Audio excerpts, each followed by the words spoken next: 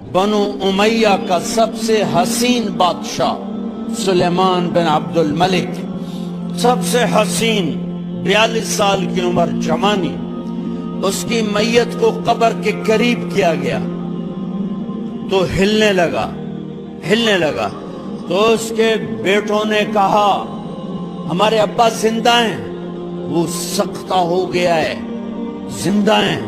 عمر بن عبدالعزیز رضی اللہ رحمت اللہ علیہ فرمانے لگے ارے بھتیجو زندہ نہیں ہے، قبر کا عذاب جلدی شروع ہو گیا ہے، بل عجل اللہ بالعقوبہ، چھپاؤ جلدی چھپاؤ۔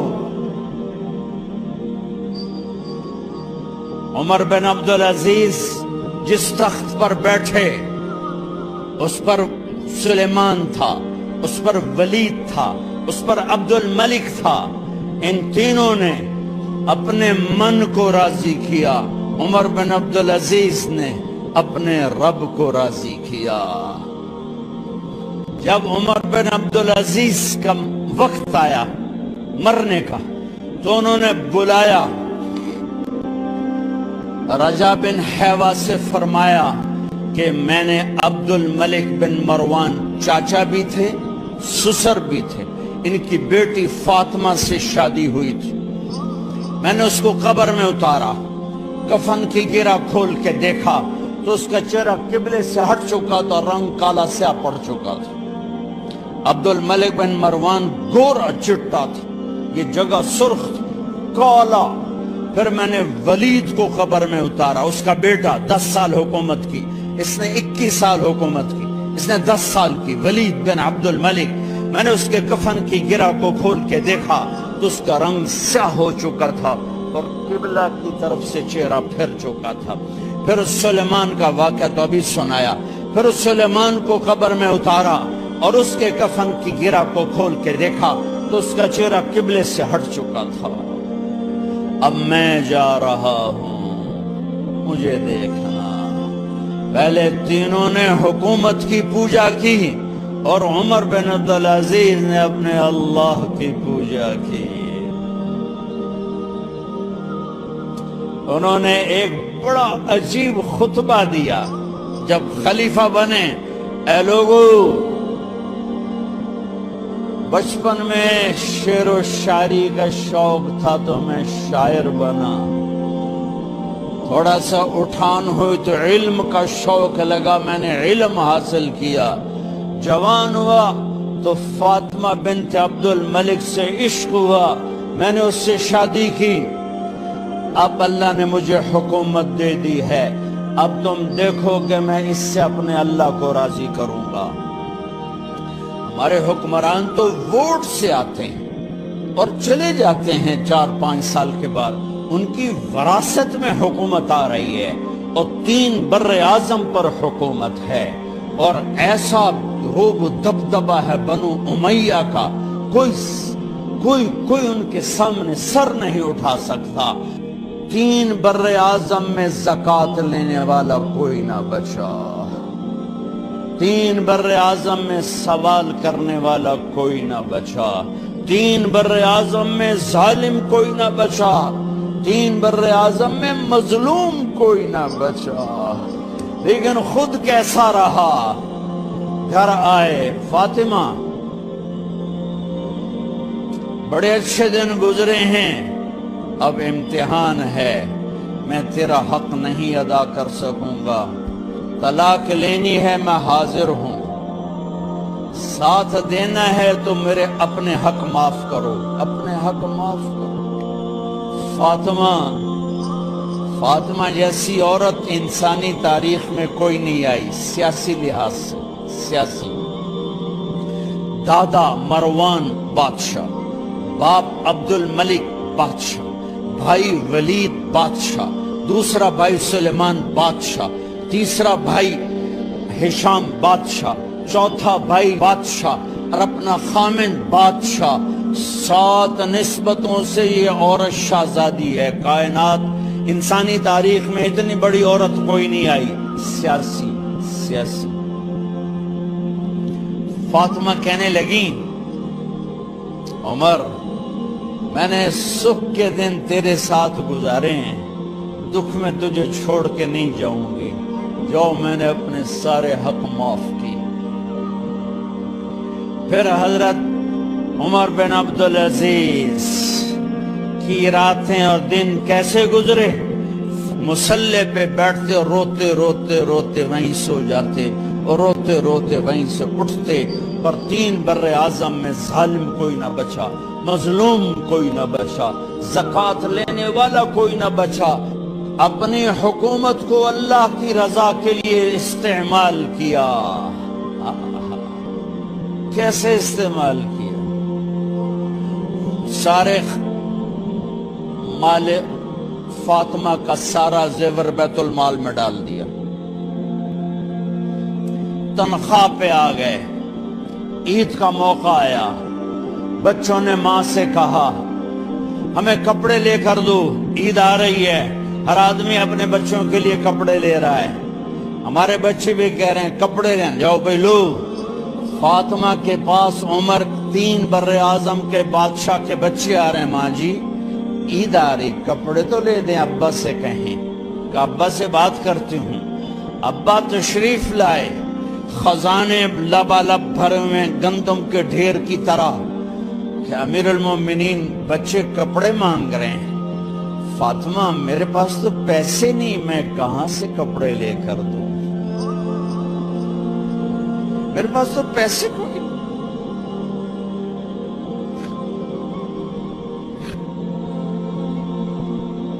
حضرت فاطمہ نے کہا پھر بچوں کا کیا کروں؟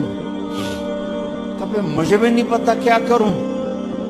اس کے پہلے 3 حکمرانوں نے لوٹ مار کے بازار گرم کیے، ظلم و ستم کے پہاڑ توڑے، اور آج اسی خزانے پہ ایک شخص بیٹھا ہے جو اللہ کو راضی کرنے کے جھنڈے گاڑ رہا ہے۔ تو فاطمہ نے کہا آپ ایسا کریں، اگلے مہینے کی تنخواہ ایڈوانس لے لیں، اس سے میں اپنے بچوں کو کپڑے لے دیتی ہوں، اور گھر کا خرچہ میں مزدوری کر کے گھر کی روٹی چلا لوں گی۔ ارے اپنی تاریخ پڑھو، صرف ڈرامے ہی نہ دیکھتے رہ جاؤ، صرف گانے نہ سنتے رہ جاؤ۔ اور بھی دکھ ہیں زمانے میں محبت کے سوا۔ انہوں نے اپنے بلایا وزیر خزانہ مزاحم، اپنے غلام، ہاں بھائی مزاحم ہمیں بچوں کے کپڑے چاہیے، تو اگلے مہینے کی تنخواہ ایڈوانس مل جائے۔ وہ کہنے لگے امیر المومنین آپ مجھے لکھ کر دے دیں کہ آپ 1 مہینہ زندہ رہیں گے، میں آپ کو تنخواہ دے دیتا ہوں۔ عمر بن عبدالعزیز سر جھکایا، اٹھے، گھر گئے، فاطمہ میرے بچوں سے کہہ دو کہ تمہارا باپ کپڑے لے کے نہیں دے سکتا۔ اپنی تاریخ تو دیکھو،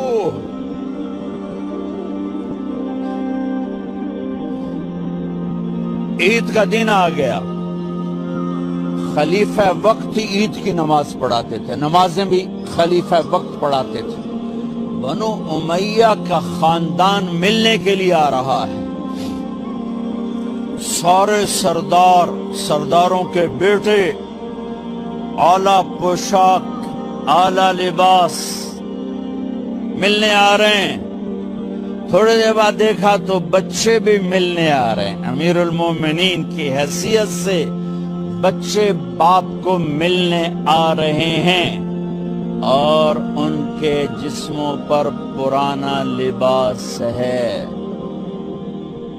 حضرت عمر انہیں دیکھ کر ادھر اپنے سرداروں کے بچے دیکھے تو زرق برق پوشاکیں، اپنے بچوں کو دیکھا، ارے اس باپ سے پوچھو جو سب کچھ کر سکتا ہو اور پھر مٹھی بند کر دے کہ نہیں میں نے حرام کی طرف نہیں جانا۔ بچوں کو دیکھا تو آنکھیں ڈب ڈبا گئیں، آنکھوں میں آنسو آ گئے. فرمایا میرے بچوں آج تمہیں اپنے باپ سے گلہ تو ہوگا کہ آج ہمارے باپ نے کپڑے ہی نہ لے کے دیے. ان کے ایک بیٹے ہیں عبد الملک, ان سے بھی 4 رات آ گئے تھے, ان سے پہلے ہی فوت ہو گئے تھے. کہنے لگے ابا جان آپ کو مبارک, آج ہمارا سر بلند ہے, ہم شرمندہ نہیں ہیں, آپ کو مبارک ہو. آپ نے قومی خزانے میں بددیانتی نہیں کی ہے, ہم شرمندہ نہیں ہیں. انسانوں کو کپڑوں پہ نہیں تولا جاتا. آج کا میرا دیس کا مالدار اتنا فقیر ہو گیا ہے, اتنا چھوٹا ہو گیا ہے کہ وہ اپنا تعارف کروانے کے لیے 50 لاکھ کی گھڑی لیتا ہے, 6 لاکھ کا جوتا لیتا ہے. آج کی بیگم اتنی چھوٹی ہو گئی ہے کہ اپنے قد کو بڑا کرنے کے لیے وہ 10 لاکھ کا ہینڈ بیگ لیتی ہے کہ دیکھو میرا بیگ 10 لاکھ کا ہے. ارے میری بہن تو 10 ٹکے کی بھی نہیں رہی, اگر تو نے بیگ سے اپنے آپ کو بڑا بنایا. او میرے دوست تو 2 ٹکے کا نہیں ہے. اگر تو 10 لاکھ کے جوتے اور 50 لاکھ کی گھڑی سے اگر تو بڑا بننا چاہتا ہے, ارے اس دھوکے سے نکلو.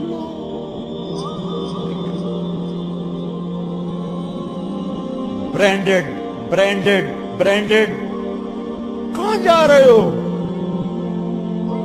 جب تم اپنی ذات میں بے قیمت ہو تو رب ذوالجلال کی قسم تمہاری گھڑیاں, تمہارے بیگ, تمہاری گاڑیاں, تمہارے بنگلے تمہاری عزت کو بڑھا نہیں سکتے.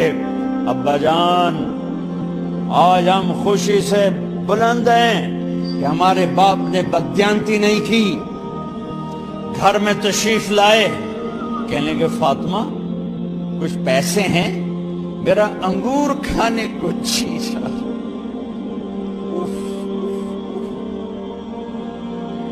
بس فاطمہ رونے لگی. فرمایا امیر المومنین خزانہ تو بھرا پڑا ہے, 1 درم کا بھی تیرا حق نہیں ہے کہ تو 1 درم لے کے انگور خرید لے. تو تڑپ اٹھے, فاطمہ میں جہنم نہیں برداشت کر سکتا. او میرے بھائیو جو دن رات سود میں پھنس چکے ہو, جو دن رات جوے شراب میں پھنس چکے ہو, کیسے اللہ کے سامنے سرخرو ہو کر کھڑے ہو گئے؟ ایک رات گھر میں تشریف لائے, بچیاں بیٹیاں منہ پہ ہاتھ, کپڑا رکھو, دوپٹہ رکھو منہ پہ, اور بات کریں. آپ نے پوچھا ارے کیا ہوا تمہیں, یہ منہ پہ کپڑا کیوں رکھتی ہو؟ تو خاموش ہو گئی, لیکن گھر کی خادمہ رو پڑی. کہا امیر المومنین آج آپ کی بیٹیوں نے کچا پیاز توڑ کے اس سے روٹی کھائی, سالن کھائی, اور میرے آج کا تاجر کہتا ہے جھوٹ نہ بولوں تو کاروبار کیسے, میرا افسر کہتا ہے رشوت نہ لوں تو گزارا کیسے.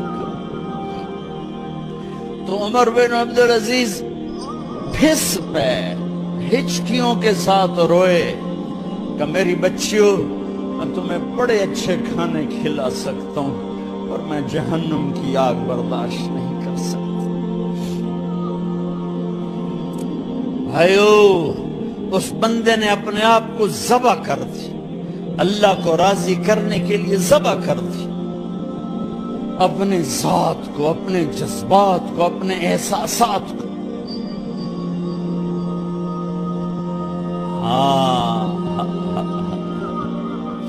اب اللہ نے صلہ کیا دیا, جب انتقال ہوا ہونے لگا تو بلایا رجا کو, جو میں بات پہلے چھوڑ کے ادھر ادھر ان کی تھوڑی سیرت بتائی کہ رجا اب میں مرنے لگا ہوں. عبد الملک کالا ہو گیا تھا، ولید کالا ہو گیا تھا، سلیمان کالا ہو گیا تھا. یہ کیوں کالے ہوئے تھے؟ یہ بے نمازی نہیں تھے، بدکاری نہیں کرتے تھے، کسی کی طرف ان کی میلی آنکھ نہیں اٹھی کبھی. یہ ظالم تھے، ظالم ظالم، انسانوں کا خون پیا، مال میں خیانت کی. اس پر اللہ نے چہرے پھیر دیے. آج عمر بن عبدالعزیز جا رہا ہے کہ دیکھو میں جا رہا ہوں، مجھے دیکھو میرے ساتھ کیا ہوتا ہے. ان کا انتقال ہوا، ان کی میت قبر کے کنارے رکھی گئی اور اب نیچے اتارنا ہے. سلیمان کی میت کو اتارنے لگے تو ہلنے لگا اور عذاب قبر پہلے شروع ہو گیا. عمر کی میت کو جب قبر کے قریب کیا گیا، ایسے ہوا کا جھونکا آیا، ایک پرچہ ایسے لہراتا ہوا یوں آیا، یوں آیا، یوں آیا اور عمر کے سینے پر گر گیا. لوگ اکٹھے ہو گئے، پرچے کو کھول کے دیکھا گیا تو اس پہ لکھا تھا بسم اللہ الرحمن الرحیم براءۃ من اللہ لعمر بن عبد العزیز من النار. یہ پروانہ ہے اللہ کی طرف سے اس کے بندے عمر کے لیے کہ اسے جہنم سے نجات کی خوشخبری سنا دی جائے. آہا، مرنا ہو تو یوں مرو، اللہ ایسی موت دے دے. کہتے ہیں پھر میں نے ان کو قبر میں اتارا. جب قبر میں اتارا تو کیا دیکھا؟ میں نے کفن کی گرہ کھولی تو چہرہ قبلے کی طرف اور یوں لگا جیسے 14ویں رات کا چاند قبر میں اتر آیا ہو. اور آخری بات کرتا ہوں، میرے بھائیوں بہنوں، اپنے اللہ سے صلح کر لو، اپنے اللہ سے صلح کر لو.